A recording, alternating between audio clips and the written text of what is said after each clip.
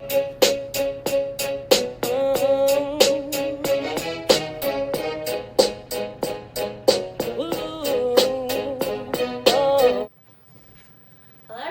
welcome to Water and Wine. Welcome back. Yes, this is Shara.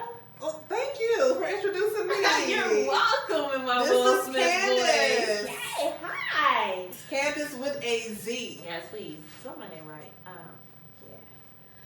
So today's topic is about toxic relationships. Ooh. Woo. We starting off deep. Yeah. First full episode. We sure are. And it's going to get deeper. Just trust and believe.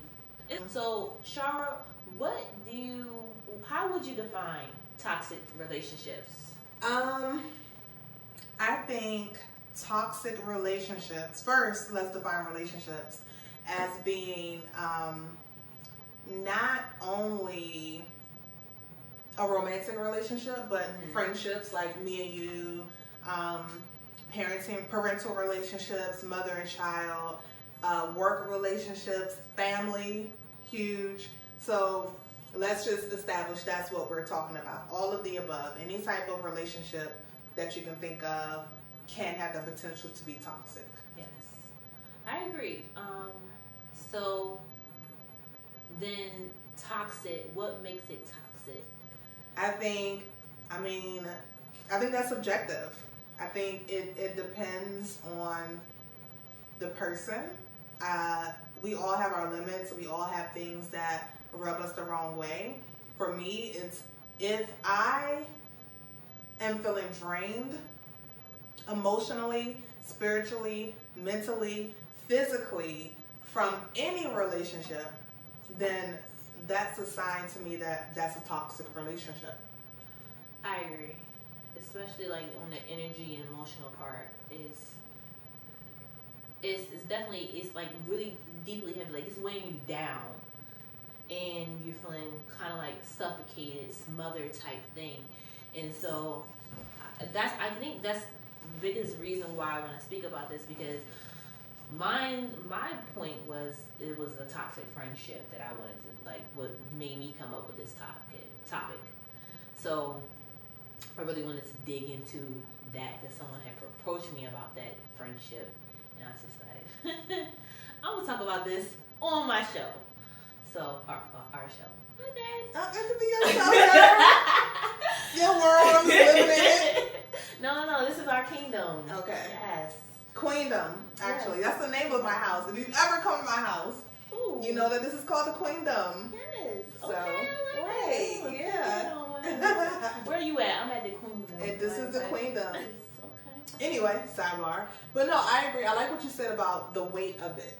I feel like any toxic relationship I've been in, it just feels like it weighs you down. You can like feel it to the point where even if it's not something that's like physically abusive, like you start to feel the physical, like just your body responds to toxic people. And I think we don't realize that. And that's one of the things that I've learned over the past couple of years in particular is that you have to listen to your body. Like your body communicates with you. It's more than just, oh, my mind is telling me, or, ooh, I'm just getting the vibes. Like those vibes are like real feelings that you get spiritually, but also physically. Like there's been people that's been so toxic to me that I feel it all up in here. Like all up in my neck, or all up in here. You're preaching to You the in choir. here. Yes, honey.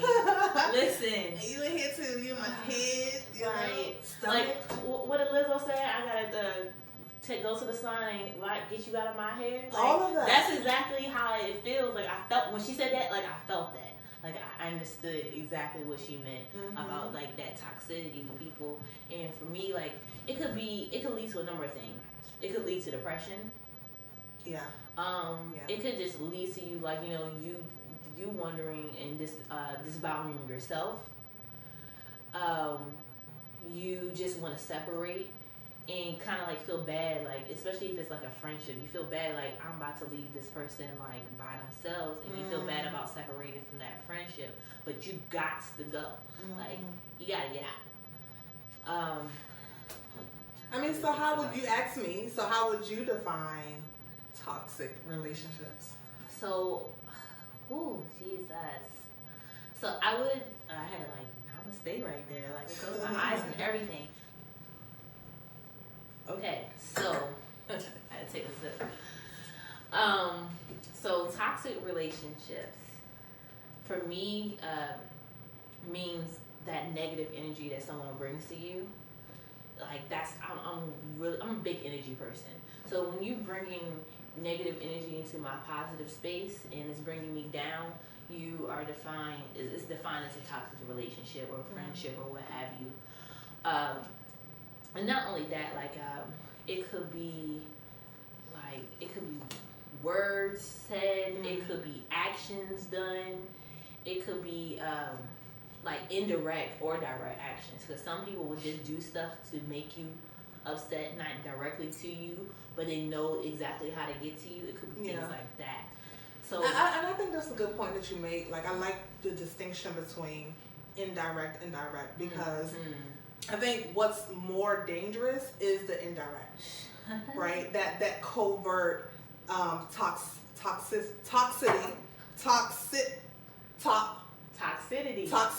Ha! Woo!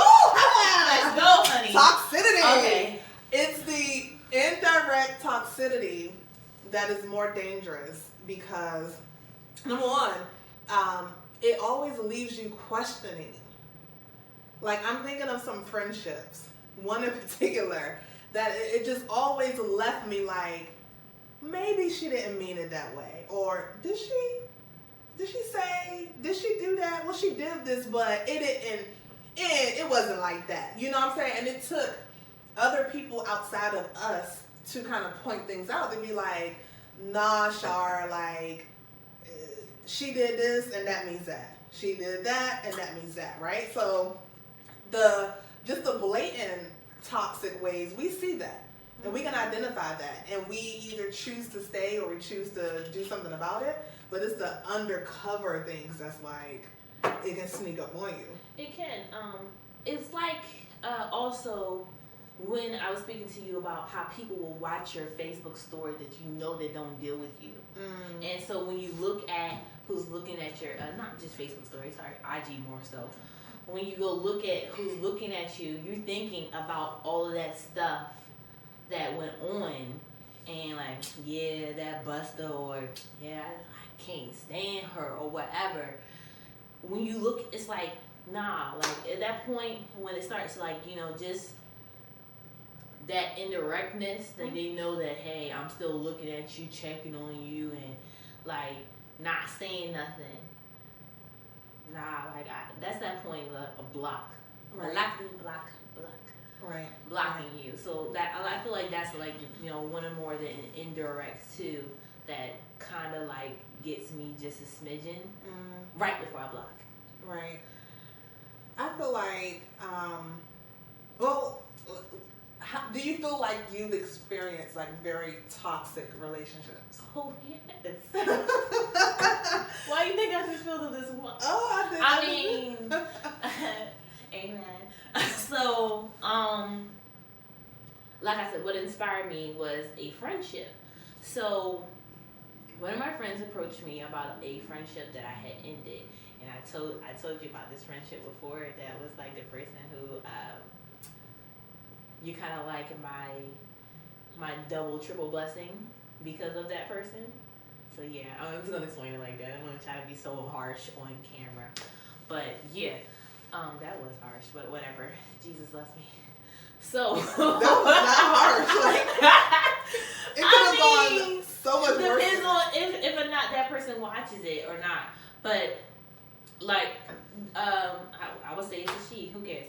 So she was being very toxic to other people, and I'm really big on just my reputation, and my friends have to represent who I am. Like, you just can't be out here being a floozy, and that's not the life that I live. Oh, let's pause for the cause. And let's talk about her, like, reaching back to 1985 and bringing back the word floozy.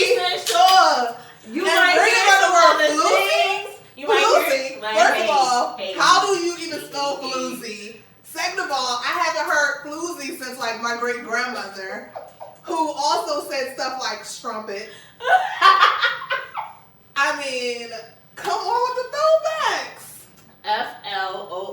Floozy. Floozy. And make sure y'all look that up. Matter of fact, if somebody can look that up and write it down in the comments, Urban please. Dictionary. Please look up floozy and write it in the comments for me.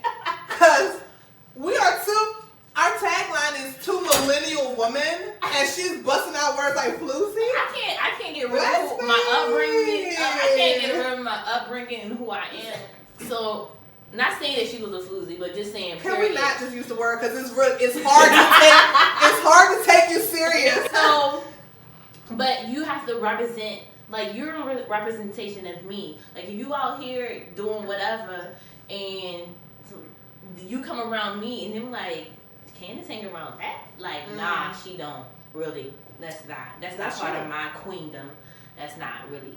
So, in regards... And I think that's with maturity. Yes. Right? Yes. Because when we're younger, it's like, we have all these friends, it don't matter who you hang with, but the older you get, the more you realize, so, like, it is a representation. How you treat people is very big. Like, regardless if you're around me or not, how you treat other people is very big. So in regards to this particular person, she was just treating everyone bad. Like, I had a list of like 6 to 7 people that she was just like, just terrible. Just knocking them down. And it's just like, yo. I was like, yo, I feel like I'm next. Like, you can feel it. It's coming.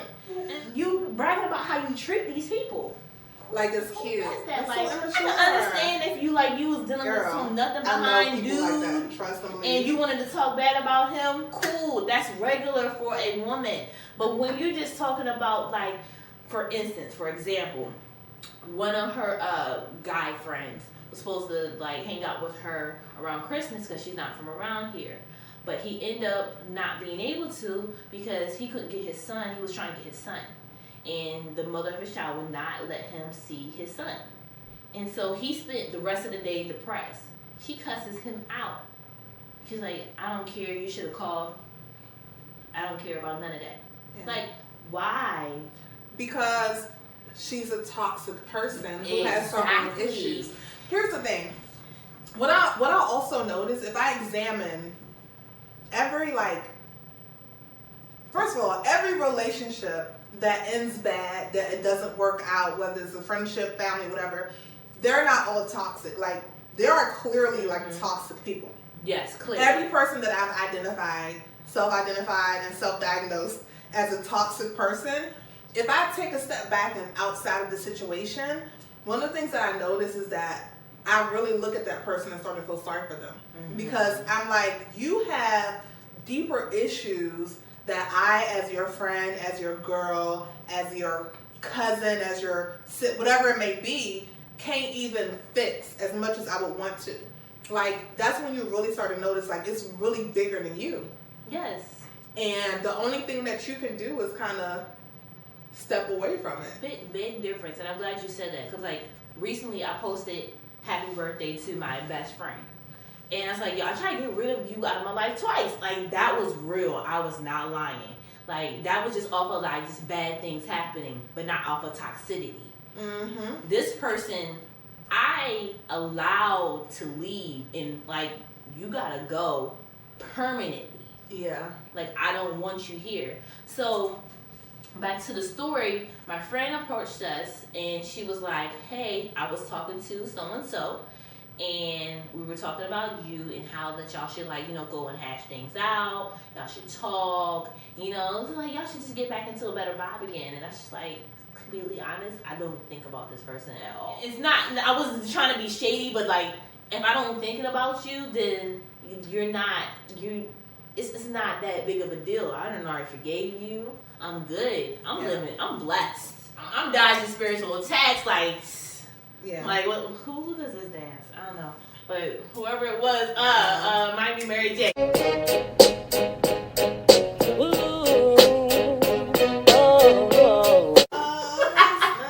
So I'm out here just trying to just live better, and so I don't think it's completely necessary for me to have closure with this person because I really don't care. So I guess another thing I want to speak about, not only with about, you know, dealing with toxic relationships, but is it necessary to have closure with a toxic person? Like, is it necessary? Like, do I owe it to you to give you closure? Like, can I just forgive you over here and just mind my business over there? No. Like, can I do so that? I think, one example. So, woo! Let me sip a little bit. Let me switch to this water. I got to Me. Okay. So, look, so my child intern's over here looking at me like, yeah, you better sip that water, y'all. Yeah, I'm sipping. So, what I've learned, every time I've attempted to gain some sort of closure from a toxic relationship with a toxic person, it has come and bit me in the behind.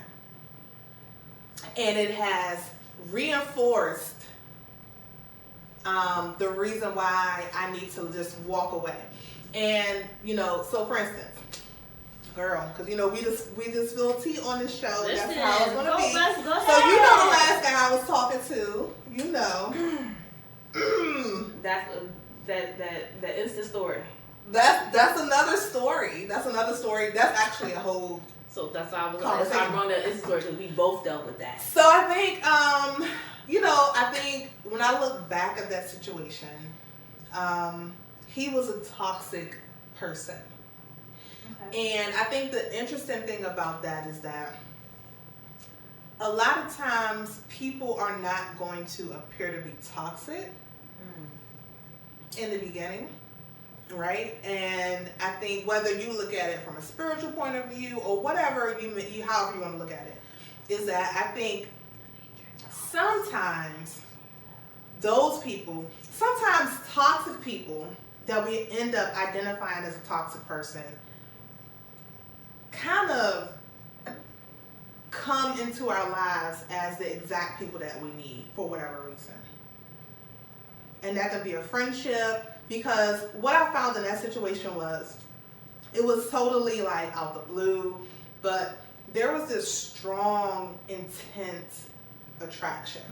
Remember, I used to always tell you, like, coming from both parts, like it was, I've never been that attracted to not even like, oh, he's so sexy. It wasn't about that, right? Because, and I think I had this conversation with you, like, because my ex, who I dated 2 years ago, that's a strong physical attraction, right? Mm-hmm. I'm just physically attracted to him when we were together, like, you know, just body, face, skin, everything.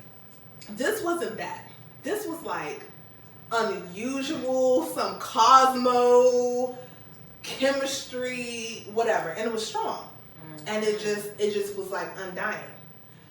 I didn't identify the toxicity until after everything was finished. And then you start to look back and you add things up. And then with that situation, I tried to get closure. And it bit me in the behind. And it was just like, I looked back from the beginning, I set the attraction aside, and I saw clear signs. If I really looked back and like laid all my cards on the table and was like, okay, this happened September, October, November, December, January, February, March, to when things finally just ended, it was like, every month was like, it been toxic. And, I kind of prolong things and all of that, but the closure is knowing that I don't have someone who is toxic in my life anymore, and that's okay. Because guess what? If I try to reach out and say, hey, I really want us to talk about how things ended, it's not going to be a good thing. That has happened in so many situations. It's happened in friendships. I've tried to close the loop with family. Now, I'm like you. I don't think about people anymore who are not in my life, who I've already put you in a toxic category. Like, you don't even belong. If we ended and I didn't identify you as somebody toxic, then maybe I'll think about you like, oh, I wonder how so-and-so. If you've been put in that toxic box, you're over there.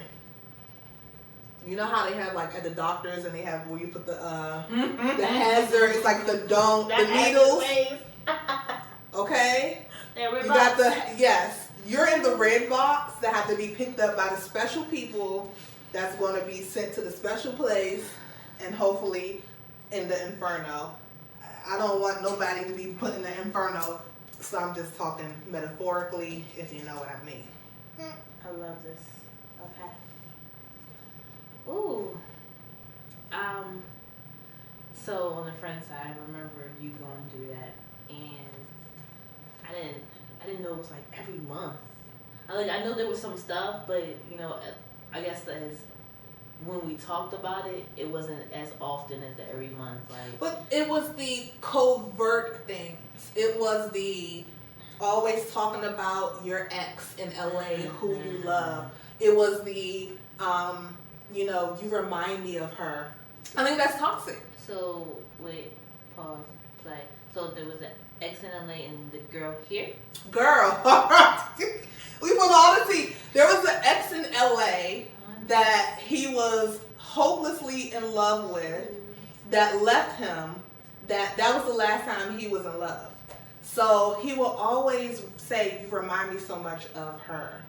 And the last time I had these type of feelings was 5 years ago with this person. There was a girl here who I just feel sorry for her because I just feel like she just tricking along. I don't feel sorry for her. I think she's young. Woman. No, she's young. She's really young. She's really young. How old is really young? Like she's 24. And he told me that, and mind you, he's 31. So it's like, she's young. And I remember being 21. And I remember being like, he's going to change, being with somebody, with, my daughter's father, with Deepa's father. Like, he's going to change, he's going to get himself together, and we're going to be happy. Girl, you don't remember being young and dumb? No, I had to think about where I was in 24. Okay, I got you. Girl. Anyway. I don't mean being young and dumb. Listen, I will have a book out in the next couple of years. And dumb. It's not going to be called Young and Dumb, but it's definitely going to spell out here's the thing, my dating. But just to connect it back to everything that we're talking about now, is that a couple of things to take from that I've learned from that is that when you see red flags of a person that's being toxic, believe what you see. Like, we need to stop just compromising, and we need to stop telling ourselves a different story. Because why was it toxic? It wasn't toxic because he used to talk about his ex.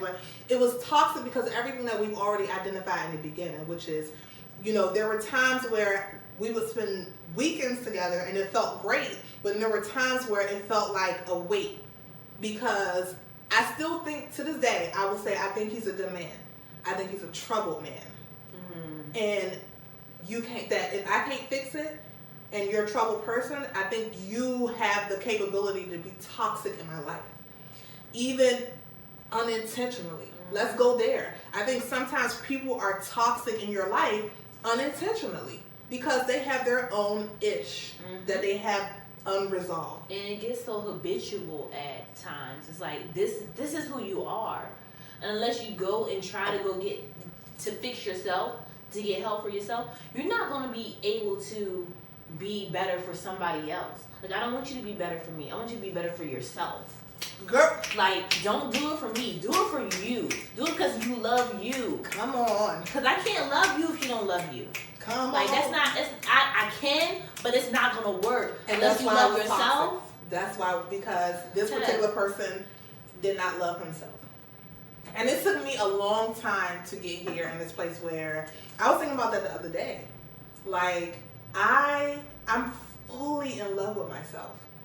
Like, I remember talk about being young and dumb, early 20s, like, I don't like this, I don't like it. Like, right now, I'm in a place where love it or leave it. Like, big lips, big nose, wide hips, no breasts, whatever, dark skin, afro. Like, I love every part of me. So I have to be with somebody who has that same, like, undying love and undying confidence in themselves. So it's like, and if you're not, then guess what? You're going to be toxic to me because there's going to be a weight on me knowing that I'm dealing with somebody who doesn't have that same amount of self-love and who's not operating and moving in the world in that way.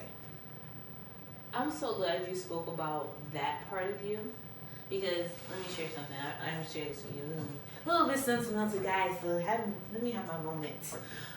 So I'm glad that you were already at that stage when I went through what I went through with my ex, because like that was part of my healing process. Like you was like, yo, I know I'm a good woman. I know I'm queen. I got this, that, and the third, blah blah blah. Like I got this going on. And I was just like, yeah, I do got this going on. I am a queen. You have this is who I am. You have to and remind I know yourself. my words. Like, cause like it broke me down. Like you know, like it broke me down. So like still get counseling. So I'm just like, I had to remind myself and build that mentality back. Like I still had a queen mentality, but it wasn't as strong as it used to be. Now it's even stronger than what it used to be. But like that mentality, it was just like it breaks you. I was like, yo, it breaks you, and that's what toxic people do. Toxic people change how you view yourself, right? So you can be confident, you can feel good. Here's another example. Ooh. So another guy who's going to go unnamed will always say, you have a very beautiful body, right? Whatever. I hear that. It's like, whatever. You know, you have you have a nice figure, blah, blah, blah. But you know what will make it better?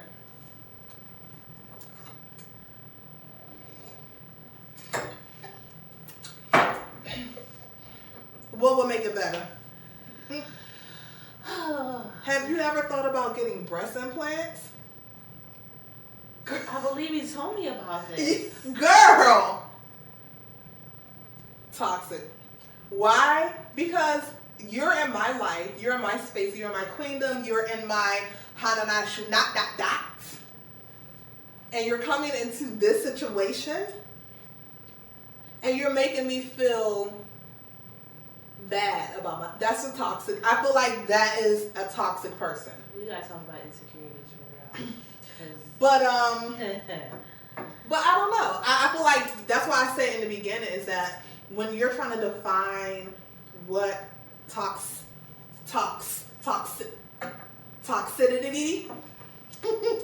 when you're trying to define a toxic relationship and what is toxic and what is not, it's subjective. Because for me, like everything that I just named, from the last guy I was talking to the guy who made a strong suggestion that I should consider getting breast implants to make my body even more. Some people may feel like that's not toxic, but for me, that's toxic. Because how you leave me feeling, that's a reason to me to categorize you as a toxic person. I don't want to go off on too much of a tangent, but it's crazy how women can be so accepting of a man like as he is on like the physical sense. But then they want to go and change everything about you. Like, no, babe, I like your hair this way. Let me double dust my hair. Double dust my hair over that one. What if you do this with your body? Or what if you wear Girl! this? And I just feel like, for real.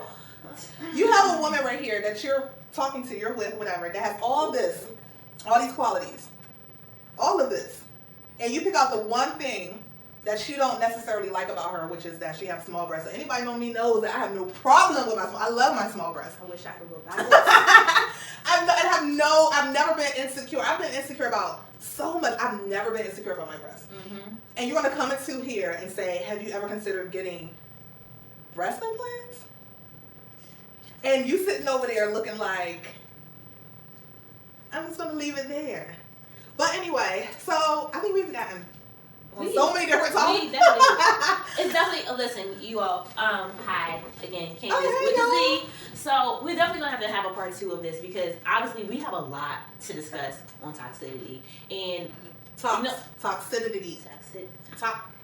You know what? It's going to get spelled out here on the bottom. Toxicity.